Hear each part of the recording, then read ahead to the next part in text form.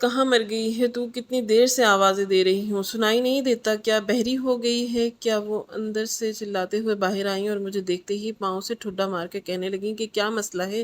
بات سننے میں کوئی مسئلہ ہو رہا ہے؟ چل جا اٹھ، میرے لیے ایک گلاس پانی کا لے کر آ، گرمی ہے، اس سے برا حال ہو رہا ہے۔ میں جو صحن کی صفائی کرنے میں مگن تھی، ان کی ٹھڈا مارنے کی وجہ سے دور جا گری۔ میں نے فوراً سے کہا کہ ٹھیک ہے اماں، میں لے کر آتی ہوں۔ مجھے آپ کی آواز نہیں آئی تھی، کام کر رہی تھی۔ میں بھاگتی ہوئی کچن میں گئی، جلدی جلدی گلاس میں پانی بھرا اور لا کر اسے تھما دیا۔ میری نظریں جھکی ہوئی تھی اور بدن کانپ رہا تھا۔ پانی پی کر اس نے گلاس میرے منہ پر دے مارا۔ چل جا صفائی کر، اتنی دیر لگاتی ہے، ذرا سا کام بولو تو کہہ دو تو سامان سر پر اٹھا لیتی ہے۔ معمول کی طرح مجھے باتیں سنا کر اندر کمرے کی طرف چلی گئی۔ میں نے دکھ بھری نگاہوں سے ایک بار دیکھا تھا، یہ تو روز کا تماشا بن گیا تھا۔ ہر روز کسی نہ کسی بات پر مجھے وہ ذلیل کرتی تھی اور پھر بیٹھ کر میرا تماشا دیکھتی تھی۔ یہ کر کے اسے نہ جانے کیا خوشی ملتی تھی۔ میں کے 2 دن کے بعد میکے والے کچھ دن کے لیے آ رہے تھے۔ اس کے بھائی بھابھی جو دوسرے شہر میں رہتے تھے اس قصبے میں شفٹ ہو رہے تھے، اس لیے کچھ دن ہمارے گھر میں ہی رکنے والے تھے۔ حالانکہ ہمارے گھر میں کچھ خاص جگہ نہیں تھی، 2 کمروں پر مشتمل چھوٹا سا گھر تھا۔ ہم 8 لوگوں کے لیے یہاں رہنا بہت مشکل ہوتا جا رہا تھا۔ پہلے سے ہی گھر میں جگہ کم تھی، اوپر سے وہ لوگ بھی آ رہے تھے تو ہم سب کہاں جائیں گے، یہ سوچ سوچ کر میں پریشان ہو رہی تھی۔ حالانکہ میری سوتیلی ماں کے یہاں پر کوئی اور بھی رشتہ دار تھے، وہ لوگ چاہتے تو وہاں پہ بھی جا سکتے تھے، لیکن وہ لوگ یہیں پر آ رہے تھے۔ سوتیلی ماں نے مجھ سے کہا کہ اب ان کے آنے سے پہلے پورے گھر کی صفائی کر دے، اگر مجھے کہیں پہ بھی ذرا سی مٹی نظر آئی تو تمہارا برا حال کر دوں گی۔ میں سخت گرمی میں باہر کام کر رہی تھی، اسی وقت اندر سے دادی کی آواز آئی، عائشہ مجھے کھانا بنا دے، مجھے دوائی کھانی ہے، کب سے بھوک لگ رہی ہے۔ میں نے دادی کو وہیں سے کہا کہ ٹھیک ہے، میں اب پہلے صفائی کر لوں، اس کے بعد کھانا بنا دوں گی، لیکن وہ وہیں سے چلا کر کہنے لگی کہ نہیں، صفائی بعد میں ہوگی کرنا، پہلے کھانا بنا کر دے۔ تیری ماں تو کچھ بھی بولتی رہتی ہے اور تو آنکھیں بند کر کے اس کی باتیں کو مانتی ہے۔ ادھر میں اس گھر میں بڑی ہوں، تیری اتنی جرت کہ میرا حکم ٹالے گی؟ دادی بھی سوتیلی ماں سے کم نہیں تھی، لیکن دونوں کی آپس میں بالکل بھی نہیں بنتی تھی۔ اس کی وجہ سے ہمیشہ میں پستی رہتی تھی۔ جب دادی مجھے کھانا بنانے کو کہہ رہی تھی تو سوتیلی ماں اندر سے باہر آئیں اور کہنے لگی کہ پہلے تو صفائی کرے گی، اس کے بعد ہی اس گڑیا کے لیے کھانا بنائے گی۔ میں نے تو ان دونوں کے بیچ میں بالکل پھنس کر رہ گئی تھی۔ دادی اندر سے باہر آ گئی اور سوتیلی ماں کو کہنے لگی کہ تو نے کیا سمجھ رکھا ہے، یہ تیرا گھر ہے، یہ تیرا راج چلے گا، اس کے اوپر یہ میرا گھر ہے اور یہاں پر صرف اور صرف میرا ہی حکم چلے گا۔ جا جا کر اندر بیٹھ جا، جو میں کہوں گی وہی ہوگا۔ وہ دونوں آپس میں زور زور سے بحث کرنے لگی۔ صحن کی دیواریں چھوٹی تھی، ذرا ذرا سی بات بھی آس پڑوس میں جاتی تھی۔ ہمیشہ کی طرح جب دونوں نے بحث شروع کی تو آس پڑوس کی عورتیں دیوار سے جھانک کر مفت کا یہ شو دیکھنے لگیں۔ بمشکل دادی اور سوتیلی ماں کو خاموش کروایا اور کسی نہ کسی طرح سے اندر لے گئیں۔ یہ کرنا میرے لیے بہت مشکل تھا، میرے بس کی بات نہیں تھی، لیکن اس وقت گھر پر میرے علاوہ کوئی اور نہیں تھا، اس لیے انہیں روکنا ضروری تھا، ورنہ وہ دونوں ایک دوسرے کو مرنے مارنے پر اتر آتی۔ میں نے کچن میں آ کر جلدی جلدی دادی کے لیے کھانا بنایا اور پھر صحن کی صفائی وغیرہ کرنا شروع کر دی۔ ابھی مجھے گھر بھر کے کپڑے بھی دھونے تھے۔ دونوں ہمیشہ میرے لیے کوئی نہ کوئی مشکل کھڑی کر دیتی تھی۔ میرے 3 سوتیلے بہن بھائی تھے اور میری ایک پھپھو بھی تھی، ہمارے گھر ساتھ ہی رہتی تھی۔ وہ طلاق یافتہ تھی اور حد سے زیادہ زبان دراز بھی تھی۔ ان کی زبان کے آگے گویا خندق تھی، ہر کوئی ان سے دور بھاگتا تھا۔ میرے گھر میں موجود ہر انسان کسی نہ کسی طرح سے مجھے تکلیف پہنچانے کا باعث بنتا تھا۔ ہم قصبے میں رہتے تھے اور یہاں ٹوٹے پھوٹے مکان بنے ہوئے تھے، ان کچے مکانوں میں رہتے تھے، زندگی گزارنا بہت مشکل تھا۔ ہم نے گھر میں کچھ جانور وغیرہ پال رکھے تھے، بھینسوں کا دھیان بھی میں ہی رکھتی تھی اور انہیں چارہ ڈالنا، ان کی صفائی کرنا اور ان کا دودھ وغیرہ نکالنا بھی، قصبے میں بیچنا، یہ سب کام میرا ہی تھا۔ گھر میں میرے علاوہ کوئی بھی اس کام کاج نہیں کرتا تھا۔ ابا ایک مزدور تھے، ان کی بہت ہی معمولی سی کمائی تھی جو سوتیلی ماں اپنے پاس رکھتی تھی۔ گھر میری سوتیلی ماں کے حساب سے ہی چلتا تھا۔ دادی شور تو بہت کرتی تھی، لیکن اصل میں دادی کا کوئی حکم یہاں سنتا نہیں تھا، اس لیے دادی، پھپھو اور سوتیلی ماں تینوں مجھ پر ہی چلاتی تھی اور مجھ پر ہی حکم چلاتی تھی۔ لیکن میں کمزور تھی، کچھ کہہ نہیں سکتی تھی، خاموشی سے سب کی بات مانتی تھی، میری مجبوری تھی، ورنہ کیا پتہ یہ لوگ دھکے دے کر مجھے اس گھر سے ہی نکال دیتے۔ اماں کی زندگی میں بھی دادی اور اماں کی بھیک نہیں بنی تھی۔ دادی کو اماں ایک آنکھ نہیں بھاتی تھی، جیسے تیسے اماں نے گزارا کر لیا تھا، لیکن ان کی وفات کے بعد میری زندگی گویا جہنم ہی بن گئی۔ صرف 10 سال کی تھی جب اماں کی وفات ہوگی۔ ابا نے 2 مہینے بعد ہی جا کر دوسری شادی کر لی، اور سوتیلی ماں مجھ پر بہت ظلم کرتی تھی، یہاں تک کہ اس نے میری پڑھائی بھی چھڑوا دی۔ میں قصبے کے ایک سرکاری اسکول میں پڑھنے کے لیے جاتی تھی، پہلے بھی گھر کے کام کاج کرتی تھی کیونکہ پھپھو اور دادی پورا دن بیٹھ کر چارپائی توڑتی تھی اور کام مجھ سے ہی کرواتی تھی۔ ابا تو یوں بھی سب دیکھ کر بھی نظر انداز کر دیتے تھے، اور اب تو ان کے ساتھ سوتیلی ماں بھی مل گئی تھی۔ سب مل کر مجھے خوب ذلیل کرتے تھے، لیکن تکلیف دیتے تھے۔ جو پہلے صحن میں بستر لگاتی تھی، اب سوتیلی ماں نے میرا بستر جانوروں کے باڑے میں لگوا دیا تھا۔ کہا کہ اب سے تو وہیں سویا کرے گی۔ میں بہت روئی اور ان کی منت کی کہ میں وہاں کیسے سوؤں گی، لیکن انہوں نے میری کوئی بات نہ سنی۔ دادی اور پھپھو تو مجھے ویسے بھی کمرے میں سونے نہیں دیتی تھی، وہاں پر میرے لیے سوتیلے بھائی سونا شروع کر دیا۔ اس گھر میں کسی بھی کونے میں میری جگہ نہیں تھی، حالانکہ گھر کے سارے کام کاج میں خود کرتی تھی۔ اس کے باوجود کسی کے دل میں میرے لیے ذرا بھی احساس نہیں تھا۔ میرے سوتیلے بہن بھائی جب بھی اسکول جاتے تو ان کو دیکھ کر مجھے بہت رونا آتا تھا۔ میں بھی تو اسکول جانا چاہتی تھی، میری عمر بھی تھی، گھر میں بیٹھ کر یہ سب کرنے کی پڑھائی کرنا میرا حق تھا، لیکن مجھ سے میرا بستر اور کتابیں چھین لی گئی تھیں۔ مجھے پڑھنے کا اتنا شوق تھا، جب بھی وہ لوگ پڑھتے تو میں حسرت سے ان کو دیکھتی تھی، جیسے یہاں پر بھی کچھ نہیں ملتا تھا۔ پورا دن جانوروں کی طرح سب کے کام کاج کرتی رہتی تھی، کھانا بناتی رہتی تھی، گھر کی صفائی وغیرہ کرتی رہتی تھی۔ اس کے بعد بھی میرے حصے میں بچی ہوئی سوکھی روٹیاں ہی آتی تھی۔ ابا سے شکوہ کرنے کا سوچا بھی تو ان کا غصہ دیکھ کر میری زبان خود بخود بند ہو گئی۔ وہ تو اماں کے آگے کسی کو کچھ سمجھتے ہی نہیں تھے، صرف سوتیلی ماں کی ہی بات مانتے تھے۔ دادی اور پھپھو بھی میرے بارے میں نہیں سوچتی تھی، کسی کو میری پرواہ نہیں تھی۔ ابھی میں نے دادی کو کھانا بنا کر دیا ہی تھا کہ اس کے بعد مجھے سب کے لیے کھانا بنانا تھا۔ جب بھی میں گھر میں کچھ ختم ہوتا تو میرے اوپر ہی الزام آ جاتا، میں نے ضائع کر دیا، اور پھر سوتیلی ماں یہ الزام لگا کر مجھے خوب سارا مارتی تھی اور کہتی تھی کہ روز روز راشن نہیں لایا جا سکتا، تیرے باپ کی کوئی فیکٹری تو نہیں ہے جو تو سب کچھ ختم کر دیتی ہے۔ ایسا نہیں تھا کہ میں کوئی چیز ضائع کرتی تھی، ہر چیز بہت ہی سنبھال کر استعمال کرتی تھی، لیکن گھر پر اتنے زیادہ کھانے والے لوگ تھے، ظاہر سی بات تھی خرچہ تو ہونا ہی تھا۔ میرا کیا قصور تھا، لیکن قصوروار تو آخر میں ہی ٹھہرائی جاتی تھی۔ 2 دن پہلے ہی ہی کی بات ہے، سوتیلی ماں نے مجھے کہا کہ چائے بنا دو، میرے سر میں درد ہو رہا ہے۔ میں کچن میں آئی تو دیکھا کہ چینی ختم ہو گئی تھی، حالانکہ تھوڑی دیر پہلے ہی یہاں پر تھی، اور جب جا کر میں نے ان سے کہا تو انہوں نے مجھے زوردار لات ماری اور کہا کہ دفع ہو جا یہاں سے، ہر وقت بولتی ہے نہیں ہے نہیں ہے، تیرے منہ سے صرف یہی لفظ نکلتا ہے، کہاں کی تو نے چینی بتا مجھے۔ وہ مجھے بالوں سے پکڑ کر کھینچ کر صحن میں لے آئی، روئی روئی جا رہی تھی، میں بال چھوڑ دو، میرے بال چھوڑ دو، لیکن وہ مجھے گھسیٹ کر رہی تھی۔ اندر سے دادی آوازیں سن رہی تھی، باہر آئی اور کہا کہ دوبارہ سے تماشا لگا دیا کیا؟ اب کیا ہوا ہے، سونے کیوں نہیں دیتی مجھے؟ سوتیلی ماں نے کہا کہ ارے کیسے سونے دوں، یہاں تو چور بھرے پڑے ہیں، تو چینی لے لی ہے اور اب وہ بھی ختم ہو گئی تھی۔ کس نے لی ہے چینی؟ میں جانتی تھی کہ یہ کس کا کام ہے، میری سوتیلی بہن کا، جو مجھ سے شدید نفرت کرتی تھی، وہی چیزوں کو چھپا دیتی تھی جس کی وجہ سے مجھے باتیں سننا پڑتی تھی اور مجھ پر ہی چوری کا الزام لگتا تھا۔ پھر اس نے مجھے صحن میں اتنا برا مارا کہ کئی گھنٹے میں مجھ سے اٹھا ہی نہیں کیا، لیکن پھر بھی اٹھ کر کام کاج تو کرنے ہی تھے۔ میرے زخموں میں شدید درد ہو رہا تھا، اس حال میں بھی مجھ سے گھر کے کام کاج کروائے جا رہے تھے۔ اگر مجھے کبھی بخار بھی ہو جاتا تو بے شک جتنا مرضی بخار ہو میں تڑپتی رہتی تھی، لیکن ایک گولی بھی نہیں دی جاتی تھی۔ ڈاکٹر کو دکھانا تو دور کی بات تھی، بلکہ میں تو اپنا درد کسی سے کہہ بھی نہیں سکتی تھی۔ اس کو سب کو ڈرامے بازی اور نہ جانے کس کس چیز کا نام دیا جاتا تھا۔ دن کے ساتھ میرے اندر جینے کی امید بھی جاتی جا رہی تھی، لیکن ان کے حالات میں بھی اللہ کا شکر ادا کرتی تھی، ہمیشہ نماز ادا کرتی۔ میری ماں نے مجھے یہی سکھایا تھا کہ 5 وقت نماز پڑھا کرو، اللہ سے مدد مانگا کرو، اور میں وہی سب کچھ کر رہی تھی۔ روتے ہوئے اللہ سے دعا کرتی تھی کہ مجھے ان ظالموں سے نجات دلا دیں، ان کے دل میں میرے لیے رحم اور مجھے برداشت نہیں ہوتا، لیکن مجھے کیا پتا تھا کہ میرے مصیبت بھرے دن تو اب اصل میں شروع ہونے والے ہیں۔ 2 دن بعد جب میری سوتیلی ماں کے گھر والے رہنے کے لیے آئے تو انہوں نے گویا میرا جینا ہی حرام کر دیا۔ پورا دن کام میں مشغول رہتی تھی۔ وہ لوگ بھی انہی کی طرح تھے، کسی نہ کسی بات کو لے کر میرے چھوٹی شکایتیں کرتے تھے، اور ان کی بھابھی نے مجھ سے کہا کہ مجھے چائے بنا کر لا دو۔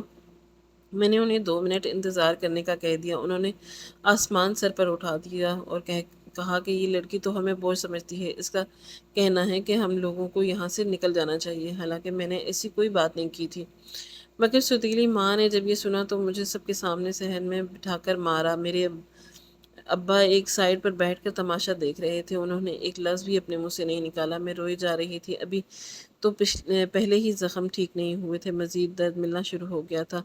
کوئی بھی میری مدد کو نہیں آتا تھا، آس پڑوس کے لوگ بھی تماشا دیکھ رہے تھے، ان کے لیے تو یہ معمول کی بات بن چکی تھی، سالوں سے یہی ہوتا آ رہا تھا۔ جب مجھے مار مار کر وہ تھک گئیں تو اندر چلی گئیں اور میں صحن میں بیٹھ کر گھٹنوں میں سر دے کر روئے جا رہی تھی۔ اندھیرا ہوا تو اٹھ کر جانوروں کے باڑے میں آ گئی، سوچا تھوڑی دیر آرام کروں، اس کے بعد رات کے لیے کھانا تیار کروں گی۔ روزانہ مجھے صبح شام کھانا بنانا پڑتا تھا، اتنے لوگوں کا کھانا اکیلے بناتے بناتے میں تھک جاتی تھی، اس کے باوجود مجھے کھانے کو کچھ بھی نہیں ملتا تھا۔ جب میں روٹیاں بنا رہی تھی تو سب کو تازہ تازہ روٹیاں چاہیے ہوتی تھی، اس لیے ان کے ساتھ ساتھ روٹی دیتی رہتی تھی۔ کچن میں چولہے کے آگے بیٹھ بیٹھ کر میری حالت خراب ہو گئی تھی، ایک گلاس پانی بھی پینے کو نہیں ملتا تھا۔ جب برتن اٹھانے جاتی تو دیکھتی کہ ساری روٹیاں ختم ہو چکی ہیں۔ اب مجھ میں ہمت نہیں ہوتی تھی کہ اور روٹیاں بناؤں، تو اس لیے خاموشی سے آ کر لیٹ جاتی تھی۔ اگلی صبح سب کے لیے ناشتہ وغیرہ تیار کرتی، صفائی وغیرہ کرتی۔ اس کے دوران کھانا کھانے کا کوئی وقت ہی نہیں ہوتا۔ جب دوپہر میں روٹیاں وغیرہ بچ جاتی تو سوتیلی ماں انہیں چھپا کر رکھ دیتی تھی۔ 2-3 دن بعد سوکھی روٹیاں مجھے لا کر دیتی اور کہتی کہ یہ لے کھا لے، اور وہ یوں بولتی جس سے مجھ پر احسان کر رہی ہو۔ ایک دن اس کی بھابھی کا ایک سوٹ خراب ہو گیا، حالانکہ وہ میں نے خراب نہیں کیا تھا، اس نے مجھے دھونے کے لیے دیا تھا۔ یہ نہیں بتایا کہ اس کا رنگ گرتا ہے، حالانکہ میں نے اسے الگ کر کے رکھا تھا۔ مجھے ڈر تھا کہ اس کا رنگ گرے گا، لیکن وہ خود میرے پاس آئی اور کہنے لگی کہ اس کپڑے میں کوئی مسئلہ نہیں ہے، تم اس کے ساتھ ہی دھو دو۔ اس نے مجھے ساتھ میں اپنے سفید کپڑے بھی دیے اور دونوں کا اپنا ہاتھوں سے ہی سرف میں ڈال دیا۔ دیکھتے ہی دیکھتے اس کا رنگ چھوٹنے لگا اور سفید رنگ کا کپڑا پورا کا پورا خراب ہو گیا۔ جب میں نے کپڑے دھو کر پھیلانے گئی تو تب میں نے دیکھا کہ اس کی حالت زیادہ خراب ہو گئی ہے۔ وہ یہی چاہتی تھی اپنا کپڑا خراب ہو جائے اور پھر مجھ پر الزام آئے، سب کے سامنے مار پڑوائے۔ اس نے ایسا ہی کیا، چلا کر کہنے لگی اس نے کہ میرا کپڑا خراب کر دیا ہے، اتنا مہنگا میں نے جوڑا لایا تھا، اب اس کی بھرپائی کون کرے گا؟ اسے اتنی عقل بھی نہیں ہے کہ ہلکے رنگ کے کپڑوں کو الگ دھویا جاتا ہے، پورا کپڑا خراب کر دیا، اب میں کیا پہنوں گی؟ میں نے سوچا بھی نہیں تھا کہ وہ اس طرح کا تماشا کرے گی۔ اتنا عرصہ ہو گیا لیکن میں ان لوگوں کی چالوں کو نہیں سمجھ پائی تھی، ہر کوئی مجھے اسی طرح سے بیوقوف بنا لیتا تھا۔ ایک بار پھر سے سوتیلی ماں نے مجھے خوب مارا پیٹا، ایک یہی کام وہ ٹھیک کر لیتی تھی، لیکن میرے جسم کو اب تک اس مار کی عادی نہیں ہوئی تھی۔ ہر بار مجھے شدید درد ہوتا تھا، وہ اکیلے بیٹھ کر روتی رہتی تھی۔ جب تک وہ لوگ یہاں پر رہے یہی سب ہوتا رہا۔ جاتے جاتے بھی اس نے مجھ پر الزام لگایا کہ اس نے کہا کہ زیورات چوری کیے ہیں، اور پھر جب میرے سامان کی تلاشی لی گئی تو کچھ نہیں ملا، اور جب باقی گھر کو چھانا گیا تو پتہ چلا کہ وہ تو میری سوتیلی بہن نے چرائے تھے۔ اس کا الزام بھی مجھ پر آیا کہ میں نے چرا کر اس کے پاس رکھ دیے تاکہ اسے پھنسا سکوں، حالانکہ میں نے یہ سب کچھ کے بارے میں کچھ بھی نہیں جانتی تھی۔ سب جانتے تھے کہ میری سوتیلی بہن کی عادت ہے کسی نہ کسی چیز کو بنا کچھ اٹھا لیتی ہے اور پھر اسے اپنے پاس چھپا کر رکھ لیتی ہے، لیکن اس کا کچھ کیا ہر غلط کام ٹھیک ہوتا ہے، اور وہ جو کچھ بھی کرتی تھی اس کا الزام بھی مجھ پر ہی آتا تھا۔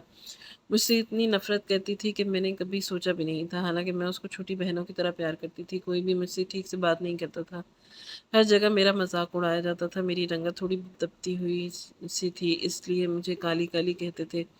یہ سب سن سن کر میری آنکھوں میں آنسو آ جاتے تھے، لیکن یہاں پر کوئی بھی ایسا نہیں تھا جس کے دل میں تھوڑا سا بھی رحم ہوتا۔ ابھی بھی چھت کی صفائی کر رہی تھی، پھر مجھے کپڑے بھی صاف کرنے تھے۔ اسی وقت میری نگاہ اپنی قمیض پر پڑی جو پھٹ چکی تھی۔ میرے پاس تو 2 جوڑے تھے پہننے کے لیے، اور وہ بھی پھٹے پرانے تھے۔ اب میں نئے کپڑے کہاں سے لاؤں گی؟ ان کپڑوں کو دیکھ کر کب تک چلاتی، نہ جانے کب سے میں انہیں آخری بار خریدا تھا، اور یہ 2 سوٹ میں کئی سالوں سے چلا رہی تھی، اور جب بھی پڑتی تھی تو انہیں سی کر کسی نہ کسی طرح ہم سے گزارا کر لیتی تھی، لیکن اب انہیں مزید سینا ممکن نہیں تھا کیونکہ یہ مکمل طور پر پھٹ چکے تھے۔ اب میں کیا پہنوں گی؟ کسی نہ کسی طرح اپنے دوپٹے سے ہی اپنے آپ کو چھپاتی تھی۔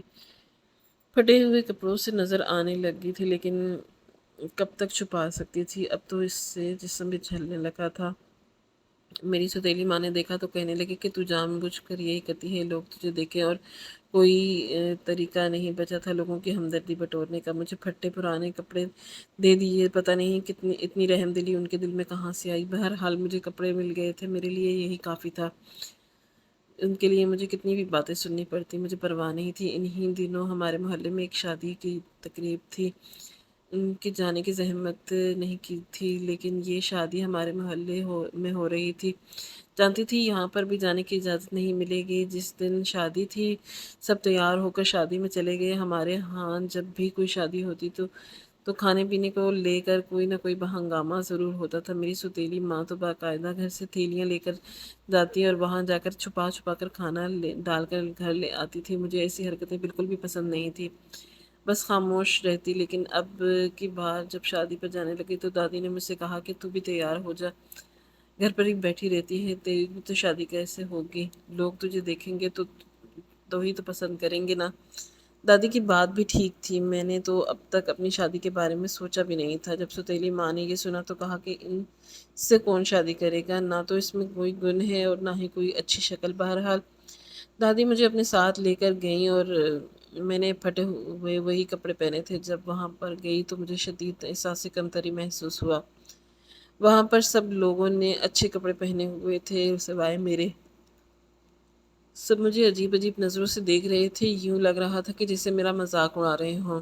میں نے دادی سے کہا کہ میں گھر واپس چلی جاتی ہوں، لیکن انہوں نے زبردستی مجھے وہیں بٹھا دیا رکھا۔ مجھ سے ٹھیک سے کھانا بھی نہیں کھایا جا رہا تھا۔ رات کے ہم لوگ واپس آئے تو سوتیلی ماں نے دادی سے کہا کہ اس منحوس کو وہاں پہ کیوں لے گئی تھی؟ سب ہمارا مذاق اڑا رہے تھے، اس کے کپڑے اس قابل نہیں تھے کہ یہ وہاں پر جاتی ہے۔ کیسے بھوکھوں کی طرح وہاں پر کھانا کھا رہی تھی جیسے کوئی کھانا کھایا ہی نہ ہو۔ ہماری ناک کٹوا کر رکھ دی۔ دادی بولی ویسے کون سا تیری محلے میں اتنی عزت ہے جو اس طرح کی باتیں کر رہی ہے؟ جا جا کر سو جا۔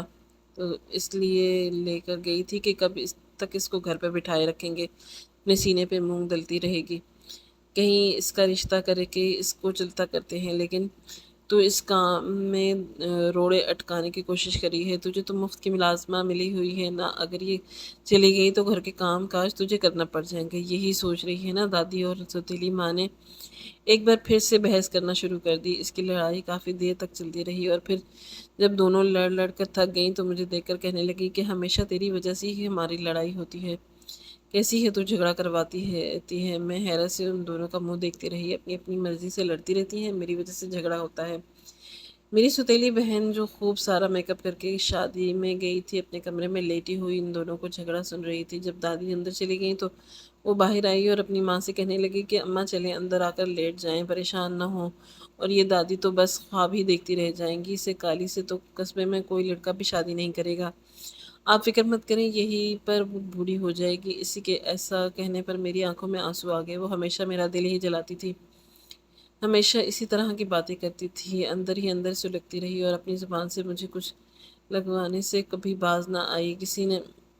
کسی بات کو لے کر میری بےعزتی ہی کرتی رہتی تھی۔ اس کی بہت ساری سہیلیاں تھیں، باہر جاتی تھی، مجھے کہیں پر بھی جانے کی اجازت نہیں تھی اور نہ ہی کسی سے دوستی کرنے کی اجازت تھی۔ میری زندگی تو گھر کے کاموں اور گھر میں ہی رہنے والوں کے ہاتھوں بے عزتی ہونا ہی گئی تھی۔ کبھی کبھی میرا دل بھی کرتا تھا کہ میں باہر جاؤں، ہنسوں بولوں، بازار میں جا کر اپنی پسند کی چیزیں خریدوں، اپنی دوستیں بناؤں، لیکن یہ سب صرف میں سوچ ہی سکتی تھی، ایسا کرنے کا حق میرے پاس بالکل بھی نہیں تھا۔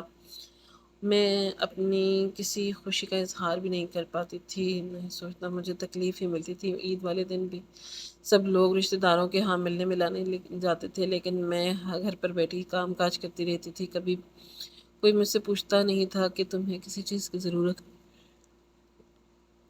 زیادہ تکلیف تو مجھے اس بات کی ہوتی تھی کہ میرے ابا سب دیکھتے ہوئے بھی انجان بنے رہتے تھے، ایک بار بھی میرے حق میں ایک لفظ نہیں بولتے تھے۔ حالانکہ روزانہ ان کے سامنے یہ لوگ مجھے مارتے پیٹتے تھے، اس کے باوجود ان کا دل نہیں دکھتا تھا، ایک طرف بیٹھے چپ چاپ دیکھتے رہتے تھے، انہیں کوئی فرق نہیں پڑتا تھا، حالانکہ میں ان کی بیٹی بھی تھی، پھر بھی وہ میرے ساتھ ہونے والے اس سلوک پر خاموش رہتے تھے، ان کی خاموشی ہی سب کو بڑھاوا دیتی تھی۔ یوں گزرتا گیا، کافی سال ہو گئے، اب تو میں 22 سال کی ہو چکی تھی۔ ہمارے ہاں 18-17 سال کی عمر میں لڑکیوں کی شادی ہو جاتی تھی، لیکن اب میرے لیے کوئی رشتہ ہی نہیں آیا تھا، میرے لیے کوئی سوچے گا۔ لیکن پھر ایک دن اچانک نہ جانے کیا ہوا کہ سب کو میری شادی کی پڑ گئی۔ ایک دن میری سوتیلی ماں بھاگی بھاگی خوشی خوشی سے گھر میں داخل ہوئی، کوئی بات چیت کرتی رہی، ان کے پیچھے ایسا لگاؤ تو میں نے کبھی نہیں دیکھا تھا۔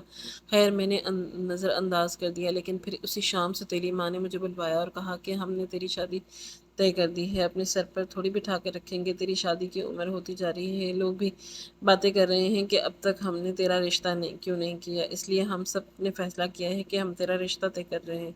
جب سوتیلی ماں نے مجھے بلا کر یہ سب کہا تو مجھے لگا کہ کمرے کی چھت گویا میرے سر پر آن پڑی ہے۔ میری زندگی کا اتنا بڑا فیصلہ یوں اچانک ہو گیا، میں نے سوچا بھی نہیں تھا کہ مجھے پکا یقین تھا کہ ان لوگوں نے اب تک کوئی رشتہ بھی ڈھونڈ لیا ہوگا، سب کچھ طے کرنے کے بعد ہی تو مجھے بتا رہے ہیں جیسے میری زندگی نہیں بلکہ کوئی فلم ہو۔ یوں بات کی جا رہی تھی جیسے میں کوئی پتھر ہوں یا کوئی بے جان چیز جو اپنے بارے میں کچھ نہیں سوچ سکتی۔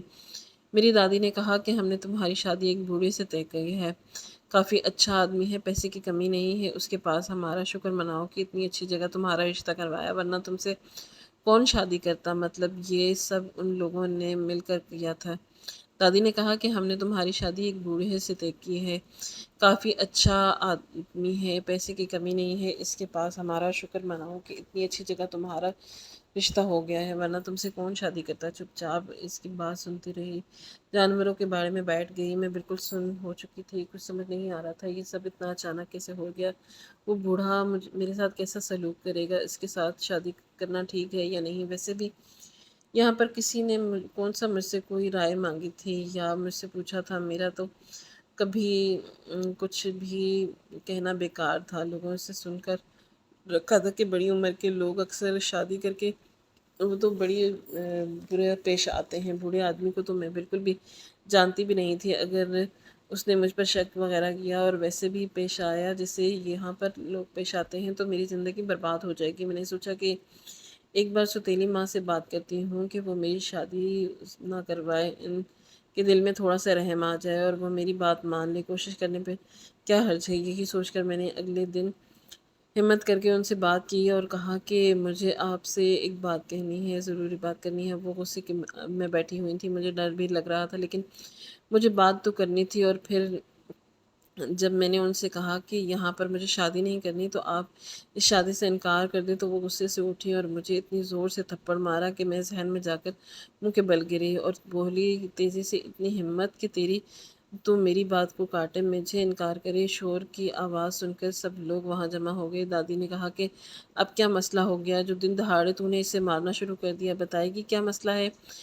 سوتیلی ماں بولی ارے مسئلہ کیا ہے، یہ سب تو یہی بتائے گی کہ اتنا زیادہ اس کی زبان چلنے لگ گئی ہے جو کہہ رہی ہے کہ شادی نہیں کرے گی۔ یہ سن کر دادی نے بھی مجھے ایک ٹھوکر ماری اور کہا کہ کیوں رے، تیرے میں اتنی ہمت کہاں سے آ گئی کہ ہمارے فیصلے سے انکار کرے گی، یہ فیصلہ ہم سب نے مل کر کیا ہے، تو ہوتی کون ہے اس شادی سے انکار کرنے والی؟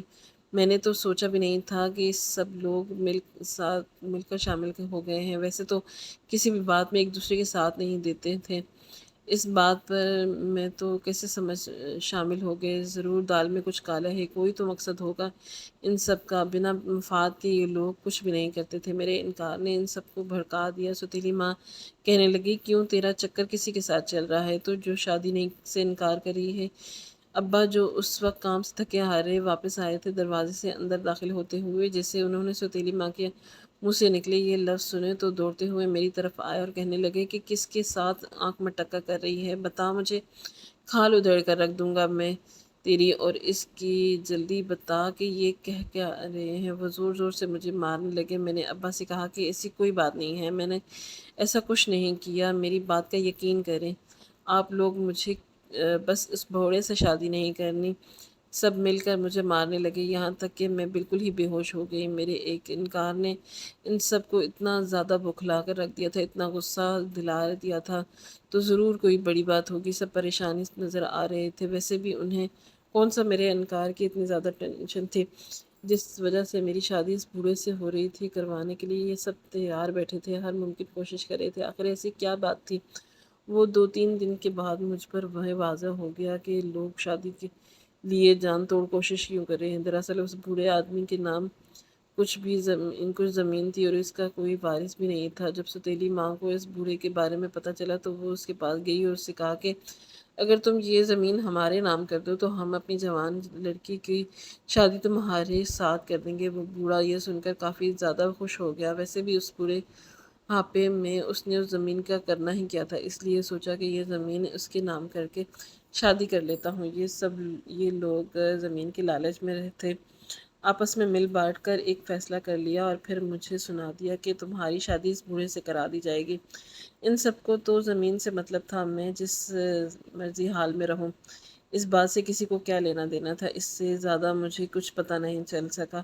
بہرحال شادی کی مختصر سی تیاریاں کر لی گئیں اور اگلے جمعے ہی میری شادی کا دن ٹھہرا دیا گیا۔ مجھے کچھ بھی سمجھ نہیں آ رہا تھا، میں اب بھی اس شادی کے حق میں نہیں تھی، لیکن میں یہاں پر کون سا میری بات کی کوئی اہمیت تھی، اس لیے زبردستی ہی صحیح مجھے دلہن بنا کر بٹھا دیا گیا اور بوڑھے کچھ لوگوں کے ساتھ لے کر آیا اور میرا نکاح اس سے ہو کر دیا گیا۔ مجھے بہت ڈر لگ رہا تھا۔ اسی دن میری رخصتی کی گئی اور مجھے ساتھ لے گئے۔ دور دراز ایک جھونپڑی میں گیا اور حیران رہ گئی کہ اتنی زمین کا مالک شخص اس جھونپڑی میں رہتا ہے۔ جب میں رخصت ہو کر آئی تو میرے ساتھ گھر سے کوئی بھی نہیں آیا۔ لوگوں نے مجھے یہ کہہ کر رخصت کیا تھا کہ دوبارہ پلٹ کر کبھی اس گھر میں قدم مت رکھنا، ہم تمہاری شکل بھی نہیں دیکھنا چاہتے۔ وہ بہت خوش تھے کہ ہمیں زمین مل گئی ہے۔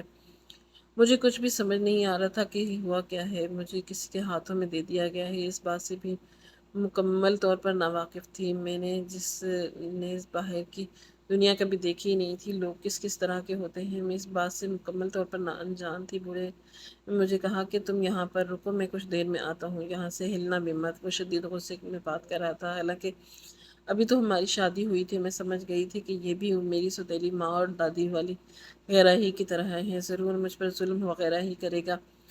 میں بہت ڈر گئی تھی۔ جیسے ہی جھونپڑی سے نکلا میں فوراً سے اللہ کے حضور کھڑی ہو گئی اور رو رو کر دعائیں کرنے لگی کہ یا اللہ مجھے اس سے بچا لے۔ سجدے میں گر گئی، میں روئے جا رہی تھی، یہ یا تو مجھے یہاں سے صحیح سلامت باہر نکال دی یا پھر مجھے موت دے دے، میں اب مزید ظلم نہیں برداشت کر سکتی۔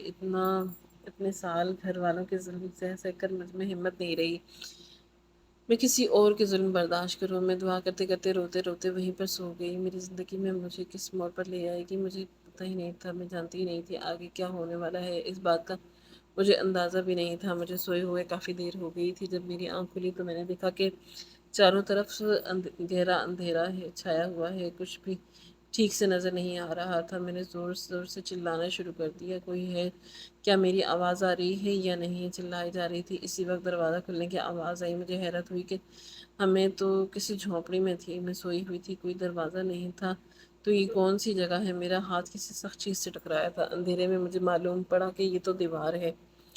میں دوبارہ سے چلائی کہ یہ کون سی جگہ ہے، تم کون ہو، مجھے یہ کہاں لے کر آئے ہو؟ لیکن وہ جو کوئی بھی تھا مجھے کوئی جواب نہیں دے رہا تھا، اندھیرے میں بس مجھے ایک سایہ نظر آیا۔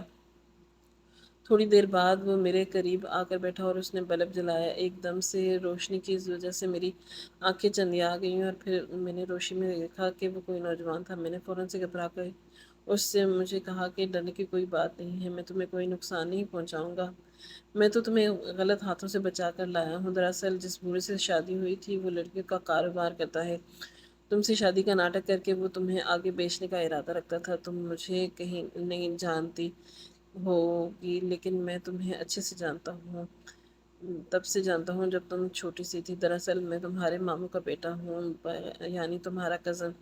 جب تمہاری امی کی وفات ہوئی تھی تو اس کے بعد سے تمہارے ابا لوگوں نے ہم سے رشتہ توڑ دیا تھا، کبھی تمہیں تمہارے ننیالی رشتوں سے ملنے ہی نہیں دیا۔ امی اور ابا ہمیشہ اسی بات کی فکر میں مبتلا رہتے تھے کہ تم ٹھیک ہو یا نہیں، اور گاہے بگاہے تمہاری خبر ملتی رہتی تھی کہ تمہاری سوتیلی ماں اور تمہارے گھر والے تم پر بہت ظلم کرتے ہیں۔ جیسے جیسے میں بڑا ہوتا گیا، میرے ابا نے مجھ سے وعدہ لیا کہ میں تمہارا دھیان رکھوں گا۔ اب وہ نہیں رہے، لیکن میں ان سے کیا وعدہ ایک لمحے کو بھی نہیں بھلا پایا۔ جب مجھے پتہ چلا کہ تمہاری شادی ایک بوڑھے آدمی سے کی گئی ہے جو کہ لڑکیوں کا کاروبار کرتا ہے، تو میں فوراً اسے اپنے کچھ دوستوں کے ساتھ پہنچا اور تمہیں بچا لیا۔ اس کی بات پر سن کر میں حیران ہو گئی کہ میں نے کبھی سوچا بھی نہیں تھا کہ میرا کوئی کزن بھی مجھے اس طرح سے بچائے گا۔ یہ تو اللہ نے مجھ پر کرم ہی کر دیا۔ مجھے یاد بھی نہیں تھا کہ مجھے بچپن میں اس سے ملی تھی۔ مجھ سے کہا کہ تمہیں پریشان ہونے کی ضرورت نہیں، کوئی کمزور لڑکی نہیں ہو جتنا میں، ایسا مت سکو، تمہارے گھر والے پیسوں کے پجاری ہیں۔ دیکھو، دراصل میرے ابا نے ایک چھوٹا سا کاروبار شروع کیا تھا۔ اس کاروبار میں کے اندر تمہاری اماں کی بھی شراکت دار تھی۔ تمہارے نانا کی جائیداد میں جو ان کا حصہ تھا تمہاری اماں کا بنتا تھا، انہوں نے وہ میرے ابا کو دے دیا تھا اور کہا تھا کہ کاروبار میں لگا دے۔ یہ بات کسی کو بھی پتہ نہیں تھی پہلے کہ تمہاری اماں کسی کو بتاتی ان کی وفات ہو گئی۔ وفات کے بعد ہم لوگوں نے بھی اس بات کو کسی کو نہیں بتایا۔ ویسے بھی تمہارے گھر والوں نے ہم سے ناطہ توڑ دیا تھا۔ میرے ابا سمجھ گئے تھے کہ یہ سب لوگ لالچی ہیں، اگر بتا دیا تو زبردستی ہی صحیح، لیکن وہ اس حصے کا نام کروا لیں گے، کیونکہ یہ حصہ بھی تو دراصل تمہیں ملنا تھا۔ تمہارے حق کسی اور کو پاس چلا جائے گا۔ ہم نے کئی سالوں کوشش کر رکھی اور اب تمہارا ایک بہت بڑا حصہ ہے۔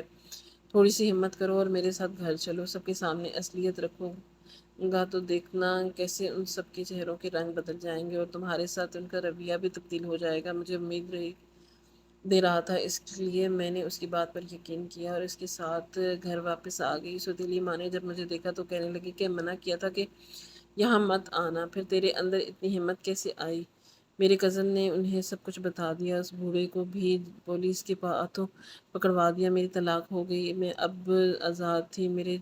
جب میرے گھر والوں کو پتہ چلا کہ میں اتنے بڑے کاروبار کی مالک ہوں تو میرے کزن نے کہا تھا کہ فوراً رویے بدلی ہو گئے، لیکن میں ان کا اصل چہرہ دیکھ چکی تھی، اس لیے سب کچھ چھوڑ کر اپنے ماموں کے گھر آ گئی۔ میرے ماموں تو اب نہیں رہے تھے، لیکن میری مامی تھی، ان کے بچے تھے، ان کے ساتھ میرا وقت بہت اچھا گزرا تھا۔ کچھ عرصے کے بعد سب نے مل کر میری شادی اسی کزن سے طے کر دی، اب نئے کزن جو کہ میرا شوہر بن چکا تھا۔